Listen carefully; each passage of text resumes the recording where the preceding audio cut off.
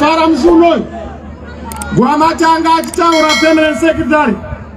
Akati chakuraya hurumende. Kwanza ari kuba muhurumende ndeve muhurumende. Kwete kuda kunyebera ma businessmen. Kwete kuda kunyebera Chamisa ike zvinano kuti mvura ikasanaya Chamisa. Uya musikana waku Australia yamene zvaitaura chinhu ndakanzwa inanhingi ndichamisa. Ini ndodongorera muchiita zvinhu ndaiva kwedu. Ndikasaita sowera.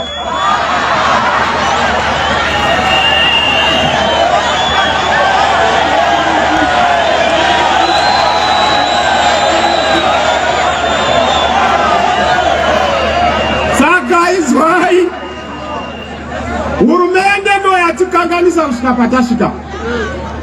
Ende isu hatiri kuita politics dzekutukana. That is not our politics. Vamwe vangati sei asina kutuka, sei asina kunyomba. Aiwa, we are introducing a new brand of politics, peace politics, developmental politics, transformational politics. Let's talk ideas. Anaba idea rinane ndiye anofana kuamka. Kwete zokuti pasina ningi kana kuroera pasi. Aiwa, takazisirana Dhaka boy, takazisira vekunze, isu takanangana nenyaya yokuti shanduko muZimbabwe.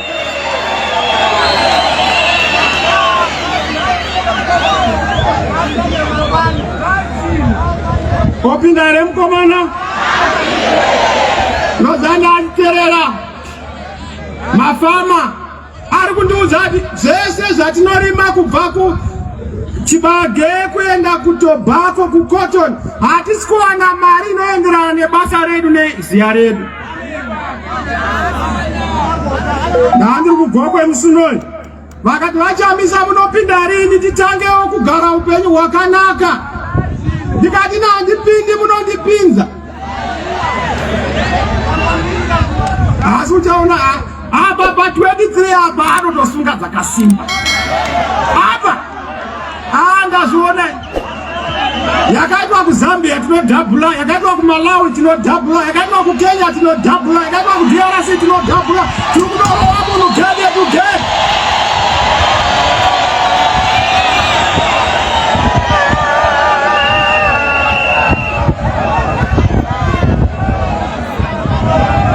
Vamwe vandibvunza kuti naye vaChamisa we isu tinofamba naJesu. Hatina bakatwa utane muse, hatina tofamba na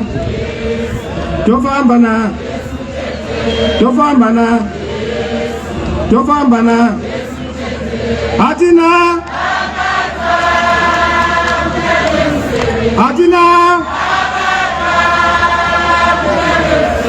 tofambana. Do you know that we are going to have our own currency in this country? Manje. In again, one of the strongest currencies muno Africa. Munozviziva here kuti maproducts achanga akanzi made in Zimbabwe kwete made in China. Munozviziva here kuti tichakweretesa kwete kukwereta. Munozviziva here kuti vari kuzembenyika vari kudzoka kwete kubuda. Munozviziva here kuti iwe pawakagara uchaona kuti what is the meaning of good leadership. Ndiri kuuya miramona. Chanduko muZimbabwe.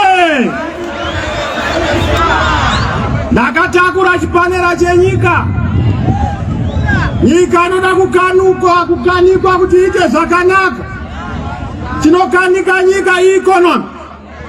Economy is about building confidence. Building confidence is about proper policies. Proper policies is about proper leadership. And ndoda kuudza kuti muchingoti cheta chokutanga US dollar tomborishandisa kwechinguva nokuti toda kurestore confidence in our economy. Kwete kushandisa mari dzine matama, iri nedama rinoshisha, iri nedama rinoora, toda mari inotenga, ndoyoshandiswa nomunhu wese.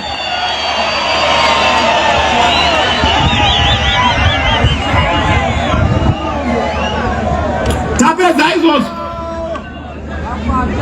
Tobva tati business business confidence and investor confidence. How do we restore it? President Chamisa, we are a lawyer and advocate. I don't need to be a jack of all trades. Ndinema economists ariko washishi nosaka mchona patinengo mira isupane huchapupu whereby economists are around us. Atipeka mkana woni tikurovere basa uone economy zvainoita isitapinda. Hakuna unoendesa chrome kunze kwenyika, hakuna unoendesa diamond kunze kwenyika. Rinopolishwa muno, gold rinopolishwa muno, chrome inogadzirwa muno, obuda aba products kwete kuendesa upfumi nemabasa kunze.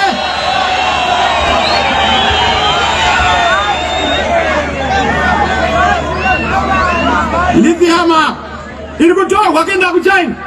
Lithium is the most important and sought after product at the moment.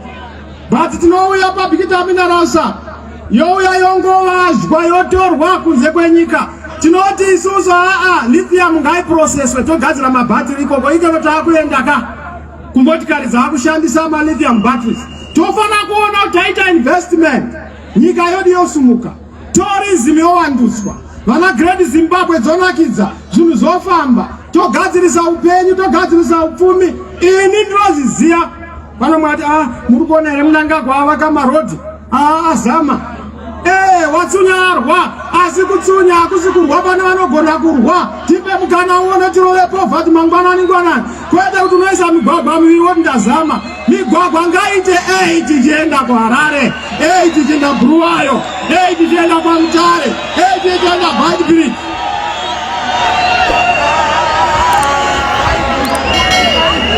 Kana makambogona kuita muviri kureva kuti zvinogoneka, asi mukadya mari somushonga wemusana usina dosage, mari haifambi. Munofana kuchengeta mari yenyika. Chengeta chikwama chababa chine madhora. Iyere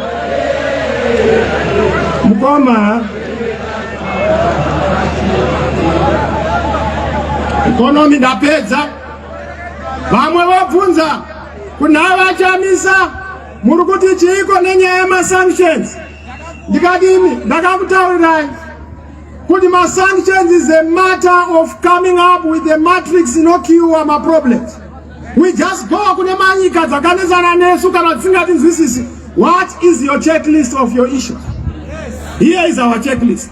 Wakutaurai kuti aiwa tine nyaya yakati, musarova vanhu, musasunga vanhu zvamakaita vanasikala, musada toti alright vanasikala bude mujeri. Musarova vanhu, vakomana musarova vanhu, musarepa vanhu, vasikana musarepana.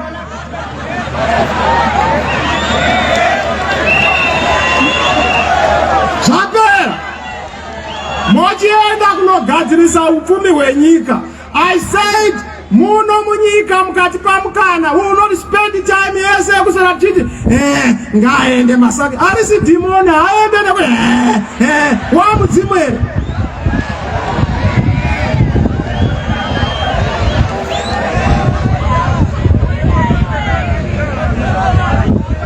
Shanduko Zimbabwe, shanduko Zimbabwe. Zvino ndauya mani panyaya yanetsa ya 2023 apa ndakopedza paekonoma. 2023 igore remasimba evanhu.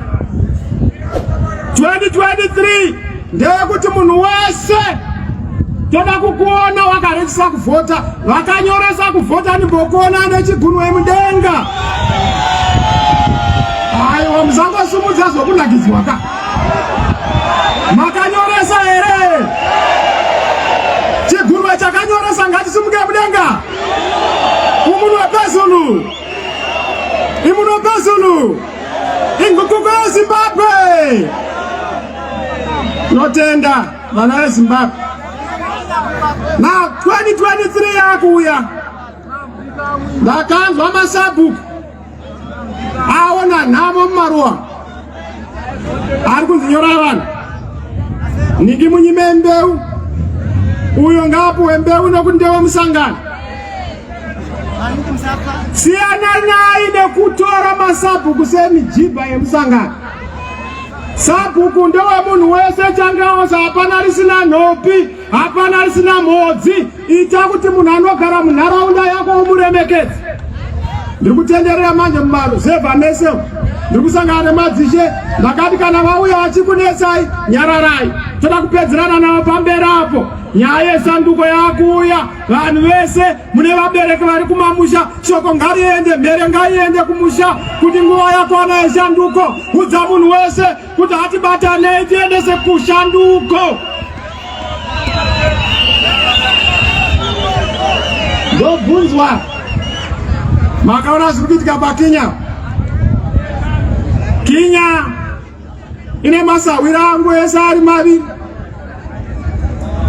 asi ndanzwa kuti masarudzo dzingangobudiswa mangwana kana musi wechipiri.